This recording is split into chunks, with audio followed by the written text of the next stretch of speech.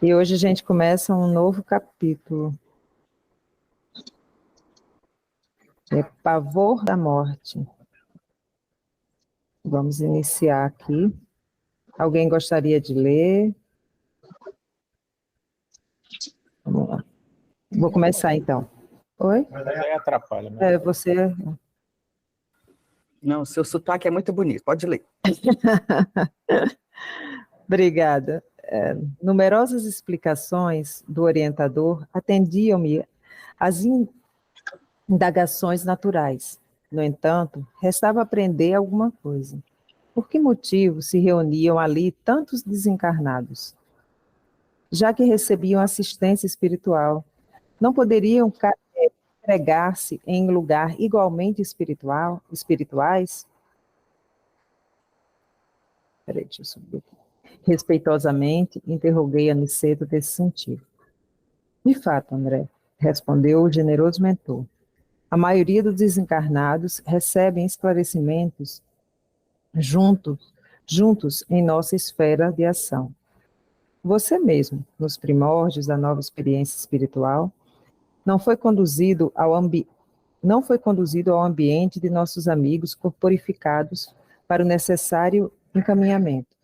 Grande número de criaturas, porém, na passagem para cá, sentem-se possuídos de doentia saudade do agrupamento, como acontece noutro plano de evolução. Aos animais, quando sentem a mortal saudade do rebanho. Para fortalecer as possibilidades de adaptação dos desencarnados dessa ordem ao novo habitat, os serviços de socorro é mais eficiente ao contato das forças magnéticas dos irmãos. Alguém está levantando a mão porque eu não estou vendo. E eu estou escutando barulho, é só a gente entrando na sala, não é isso? Só entrando na sala. Tá. Ao contato das forças magnéticas dos irmãos que ainda se encontram envolvidos nos círculos carnais. Esta sala, em momentos como este, funciona como grande incubadora de energias psíquicas para os serviços de aclimação de certas organizações espirituais à vida nova. Sani, Pode falar. deixa eu só fazer um comentário nessa parte. Se puder até voltar aqui um pouquinho ainda nesse parágrafo, isso, aí tá ótimo. Né, quando ele pergunta, né, mas por quê? É uma reunião que está é uma reunião de encarnados.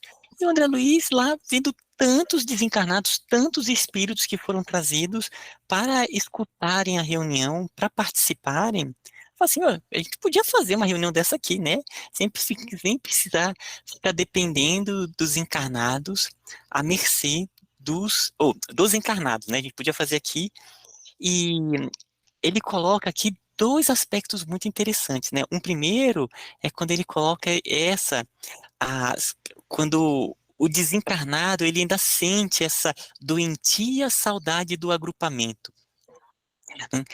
Como acontece no outro plano de evolução aos animais. É como aquela pessoa que ela nasceu, cresceu em um certo local.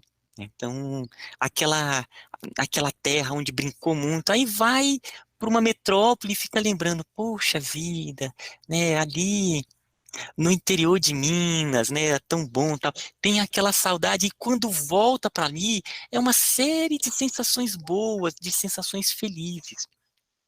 No livro Memórias de um Suicida, é o Camilo Castelo Branco que vai contando a história dele, que é um escritor português. E tem uma parte em que ele volta para Lisboa. Os mentores permitem, junto com os amparadores, ele retorna ali para Lisboa para passear. Gente, vocês precisam ver ele contando a alegria dele passeando pelas ruas de Lisboa, né, olhando os locais, aquela sensação de como se ele se sentisse em casa mesmo, né? Então, esses espíritos estão muito ligados a aspectos aqui da carne. Então, um retorno como esse traz uma série de sensações boas, e ainda mais quando é um ambiente que está se trabalhando com uma questão espiritual, que tem ali todo um magnetismo no bem. E o outro ponto que ele coloca é esse aqui, que é mais embaixo, né? Que aqui, ó, o serviço de, opa, agora aqui. O serviço de socorro é mais eficiente ao contato das forças magnéticas dos irmãos que ainda se encontram envolvidos nos círculos carnais. Ou seja, né, além disso, nós temos ainda esse magnetismo, pelo fato de estarmos encarnados, né, no corpo físico e no duplo etérico. Essa energia, ela é extremamente útil para esses espíritos, né? Sem dizer que ainda tem toda uma preparação, uma captação e dinamização do mundo maior.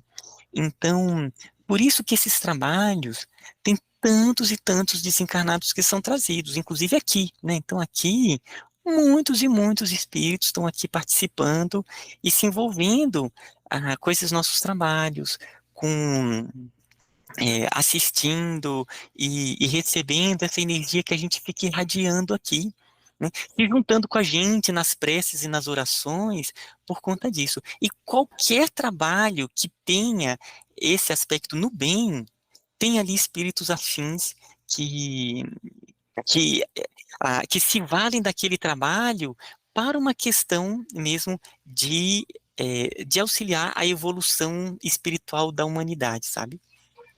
Opa, diga aí. É, eu leio muitos livros, mas até hoje não obtive resposta. Por que que eles necessitam dessa energia animal? Eu não sei se é energia vital que eles transformam.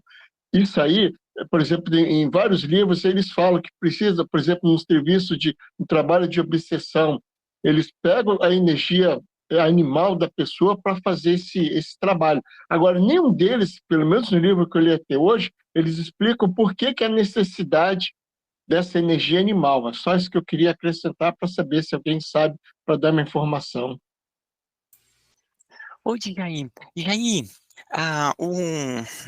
um dos pontos, ele é o seguinte, eu vou fazer uma ligação com aquele livro, o Voltaire, né? Quando ali o irmão Jacob, que é um pseudônimo do Frederico Figner, né, que ele chegou até a ser vice-presidente da FEB.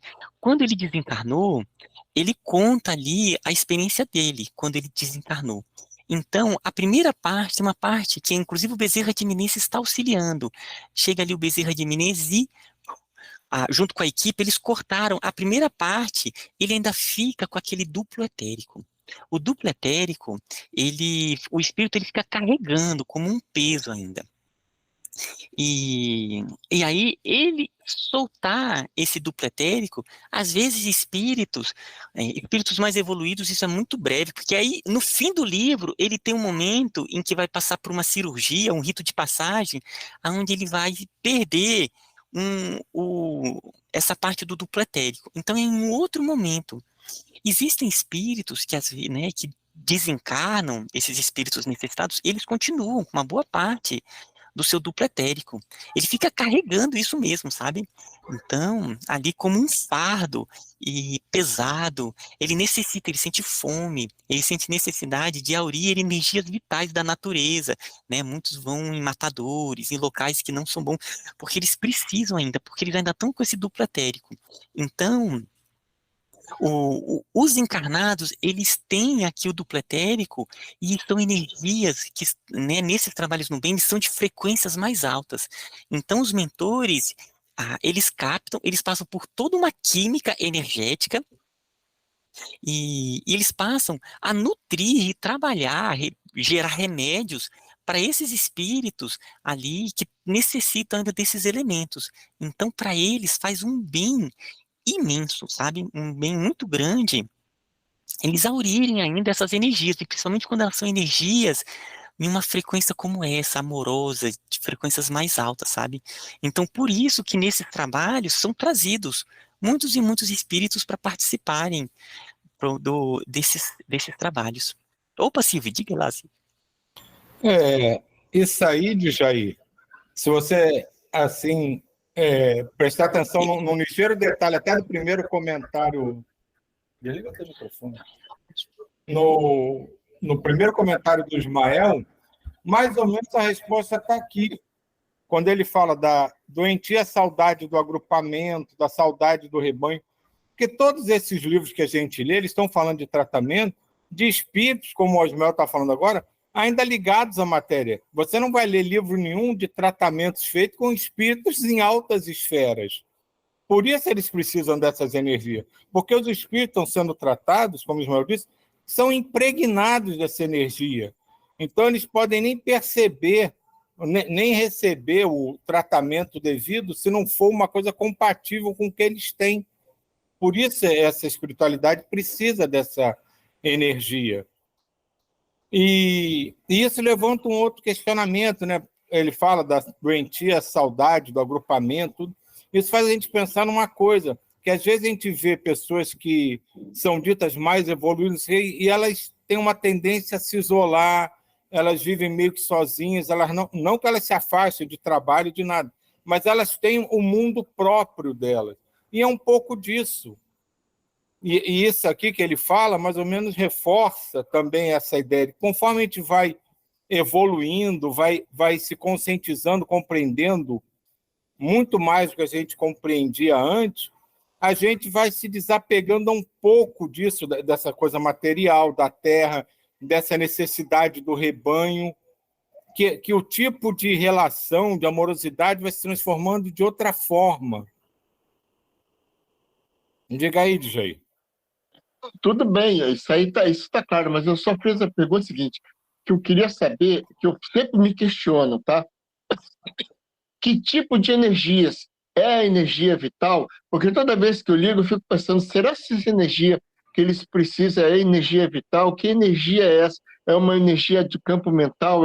Isso só, porque eles nunca especificaram, eles nunca especificam, só falam que é energia. E aí, sob minha ótica, fica uma coisa meio vaga, porque energia é amplo, entendeu? É isso só, é nada mais. Porque eu sempre fico me questionando, será que essa energia é energia vital? Como o Ismael acabou de falar, vão para os matedouros, ou senão quando a pessoa morre assim, naqueles acidentes trágicos, eles vão lá para absorver aquele ectoplasma, entendeu? É isso aqui, por exemplo, o ectoplasma já ficou, alguns trabalhos precisam dessa energia ectoplástica, então já está definido o caminho, é só isso. São energias compatíveis com aquele padrão vibratório. Qual tipo especificamente? Eles acham que não tem interesse, não precisa, a gente não precisa saber qual especificamente é, mas tem que ser energias compatíveis com aquele padrão. Diga aí, Regina e Ismael querem falar aí. Oi, gente, bom dia. Estão me ouvindo? Que eu estou aqui sem fone. Estamos sim, Regina. Então, uma informação assim, interessante, que quando a gente tem essa dificuldade, que eu também tenho, né? Quando eu entendi que o duplo etérico, ele era construído a partir do nosso corpo físico. Isso é uma coisa interessante, porque assim, a gente acha que ele é uma dimensão mais sutil. E ele, na verdade, ele só começa a ser concebido quando a gente entra em contato com a matéria. Então, isso aí é muito interessante, porque às vezes a gente acha que é algo que faz parte das nossas dimensões mais sutis, né? E ele é construído automaticamente, como é que eu vou dizer? Concomitantemente com os chakras. Quando a gente vai desenvolvendo os nossos chakras, quando a gente nasce, o duplo etérico também ele vai junto. Então, ele faz parte dessa dimensão física. Quando a gente desencarna, a gente fica muito ligado a ele, porque ele é um filtro, né, entre as energias, como o Silvio colocou, tanto negativa quanto positiva, pelo menos é o que eu entendo, a Ismael pode me ajudar, mas esse filtro, que tanto pode ser energias negativas ou positivas, a gente continua com a mesma consciência e as mesmas sintonias, né? Então, por isso que é tão difícil a gente se desligando, né? E aí, quando a gente desencarna e fica desestruturado, desequilibrado, esse filtro, quando ele recebe essas irradiações, no caso de grupos como esse, que eu já me sinto parte, né, desse grupo como nosso, vou falar de nosso, por isso que o espírito se acalma, porque ele estava tão acostumado a receber, né, energias através desse tipo de, como se fosse um sistema, né?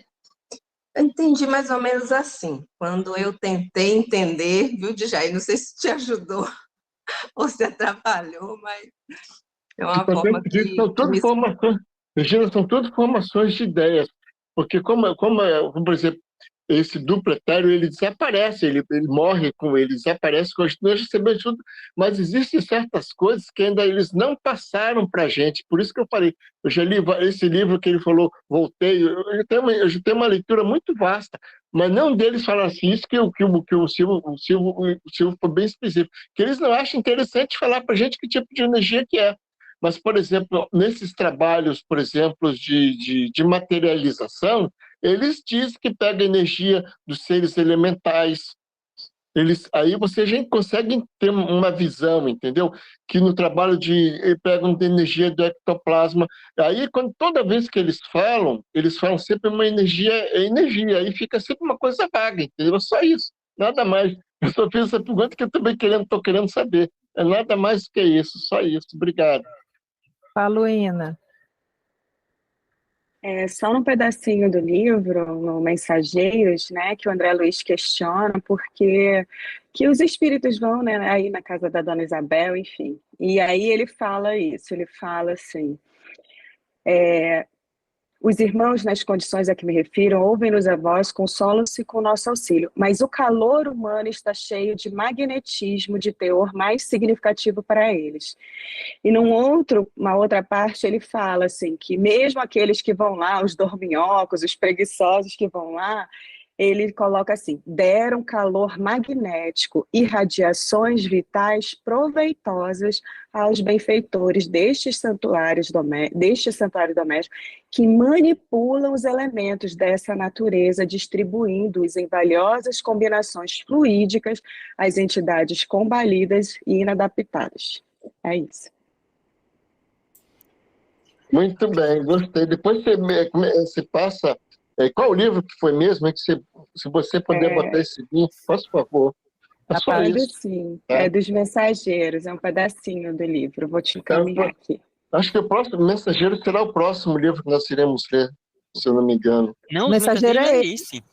É o que a gente está lendo. É só botar a página. Tá bom, vou botar aqui. Obrigada, Ina. Obrigada a todo mundo pelas colaborações.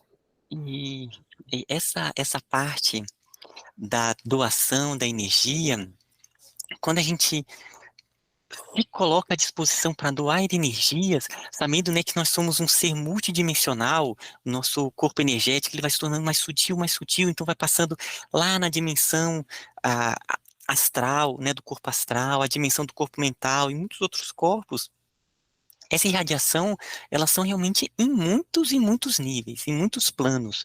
Então, a gente está doando realmente energias aqui, no duplo etérico, no corpo astral, no corpo mental, e a gente vai se juntando em organizações que vai dando essas energias. Então, acho que realmente é o conjunto delas que vai sendo trabalhado. E é de uma complexidade muito grande mesmo, como que vai sendo utilizada a energia de cada um.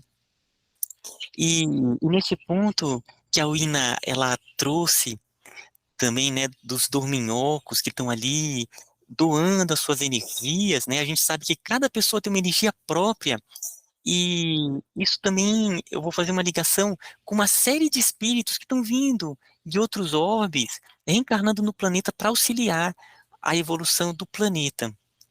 Muitos desses espíritos, eles, né, a gente acha que eles vão vir aqui para fazer verdadeiras revoluções, né?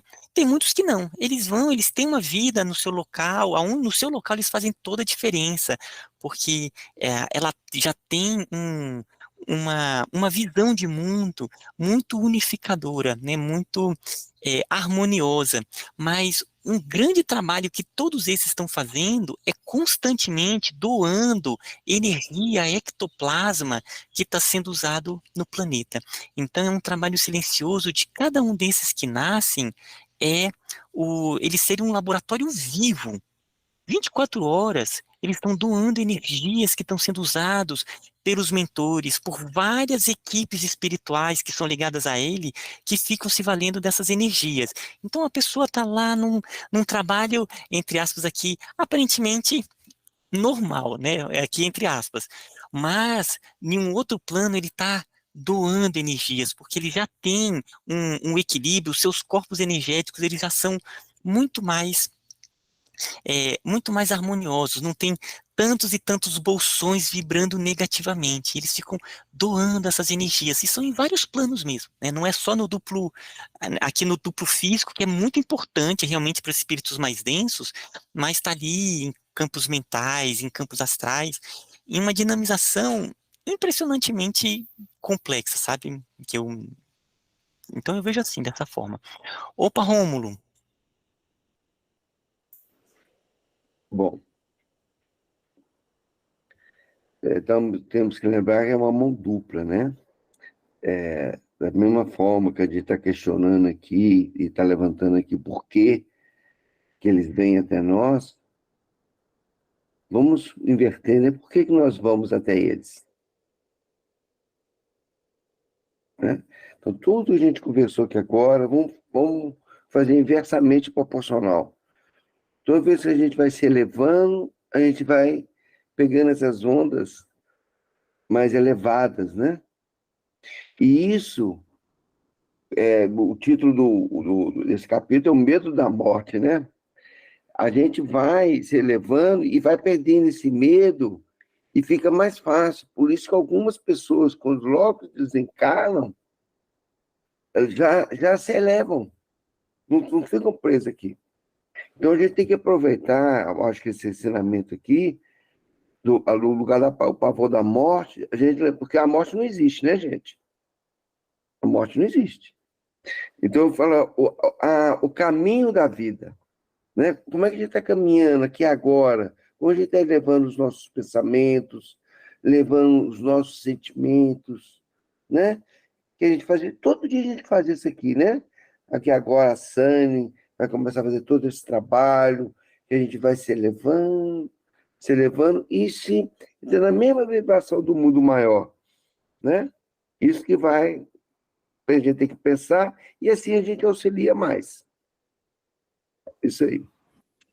Então, depois eu vou fazer o próximo capítulo, lugar do pavor da morte, é o caminho da vida. E tem um aspecto que a gente não pode deixar de lado, pegando um pouco o que o Romulo está dizendo. A humanidade, ela tem uma curiosidade que é nata dela, né? Ela quer saber das coisas e às vezes quer saber nem por utilidade, ela quer saber porque quer saber, só por pura curiosidade. E a gente vê muito isso nessa relação com a espiritualidade. Eu perguntei isso, eles não me responderam, eu queria saber aquilo, eles não me disseram nada, eu perguntei ao meu mentor aquilo, mas ele me ignorou. É porque muitas vezes essa espiritualidade vê que os nossos questionamentos são realmente por pura curiosidade, que assim, não vai acrescentar nada a gente saber o detalhe de determinado passo ou não, não vai nos ajudar a trabalhar ou a se doar melhor. E isso é um fato que a gente tem que reconhecer. Nós somos curiosos e, às vezes, a curiosidade que nos move não é uma curiosidade útil. Muitas vezes a gente quer saber só por curiosidade mesmo, mas por que é assim? E aquele conhecimento não vai ajudar absolutamente em nada a gente fazer aquela coisa melhor. E eles simplesmente não dão a resposta que a gente pede, porque eles sabem que aquilo ali, naquele momento, pode ser que daqui a 2 anos, eles acham que qualquer um de nós já tenha uma compreensão melhor para entender aquele questionamento que a gente está insistindo. Mas naquela hora eles acham que não tem para que ele saber isso, ele não vai usar isso para nada, não vai entender por que está usando, ele só precisa saber a base da coisa, mas o detalhe talvez não seja de menor utilidade. O que ele está querendo saber é por uma curiosidade que faz parte da humanidade. Esse ponto, Silvio, eu acho que acontece bastante. E tem outro ponto que também eu acho que acontece, que é bem nesse caminho. É, aqui na Terra a gente ainda não tem os elementos para compreender bem determinados aspectos. É como se fosse na primeira série, lá as crianças, aí uma delas faz uma pergunta, que é uma pergunta ali que é com conhecimentos que é só na quinta série que ele vai assimilar, né? Faz uma pergunta do tipo, por que o céu é azul? Aí o professor pode dar uma explicação assim, muito simples, que ele na primeira série vai entender. Mas, né, quando chegar no sétimo ano, ele já vai ter uma outra noção.